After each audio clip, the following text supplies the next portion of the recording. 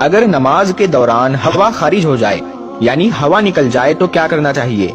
کیا نماز کو فوری طور پر توڑ دینا چاہیے، یا نماز پڑھنے والا جماعت سے الگ ہو جائے، یا پھر نماز کو جاری رکھا جائے؟ نماز کے دوران ہوا نکلنے سے آپ کو کیا ملتا ہے اور آپ کے لیے اس کے بدلے میں کیا ہے، آج کی اس ویڈیو میں ہم آپ کو بتائیں گے۔ اور اس کے ساتھ ساتھ ہم آپ کو کچھ ایسی باتیں، ایسی چیزیں بھی بتائیں گے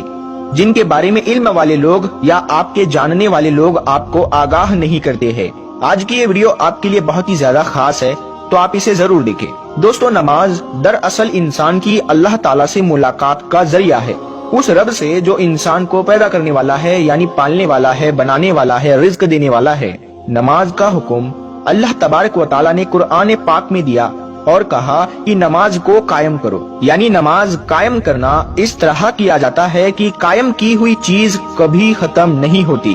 یعنی جب روزانہ 5 مرتبہ آپ کو مسجد کی طرف پکارے تو اللہ کی بارگاہ میں جا کر پیش ہو جائے اور اس بات کو اپنے ذہن میں رکھا جائے کہ دراصل آپ اللہ کے گھر جا رہے ہیں۔ اللہ کو آپ کے قیام، رکوع اور سجود کی ضرورت نہیں ہے، بلکہ آپ کے دل کے اندر جو تقوی موجود ہے کہ آپ اس دو جہاں کے رب کے سامنے پیش ہو رہے ہیں۔ اللہ تعالیٰ انسان کی وہ نیت اور اس تقوی کو دیکھتا ہے۔ پہلے دوستو، جب کسی انسان کے دل کے اندر یہ خیال بیٹھ گیا اور ایمان کی حد تک بیٹھ گیا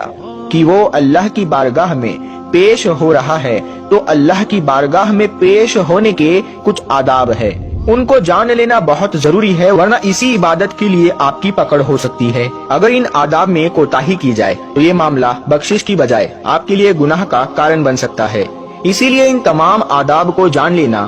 بہت ہی ضروری ہے۔ دوستو، نماز کے لیے جس جگہ کو چنا جائے وہ پاک اور صاف ہونی چاہیے، یہ ہر مسلمان کو پتا ہوتا ہے۔ آپ جہاں کھڑے ہو کر نماز ادا کرے وہاں روشنی ہونی چاہیے اور آپ کا رخ یعنی آپ کا منہ قبلہ شریف یعنی خانہ کعبہ کی طرف ہونا چاہیے۔ انسان کے جسم پر کسی قسم کی کوئی ناپاکی یعنی کوڑا یا گندگی نہیں ہونی چاہیے،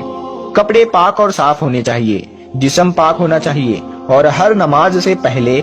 وضو کر لینا ضروری ہے۔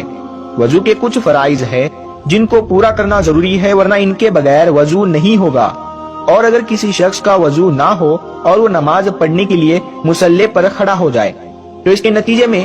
ہوگا یہ کہ نماز نہیں ہوگی۔ دوستو، جب وضو کر لیا جائے اور کوئی شخص نماز ادا کرنے کے لیے مصلی پر کھڑا ہو اور نماز ادا کر رہا ہو تو اپنے اس وضو کا خیال رکھے، کیونکہ اگر وضو ٹوٹ گیا تو اس کے نتیجے میں نماز بھی ٹوٹ جائے گی۔ اور اس سلسلے میں سب سے اہم مسئلہ اور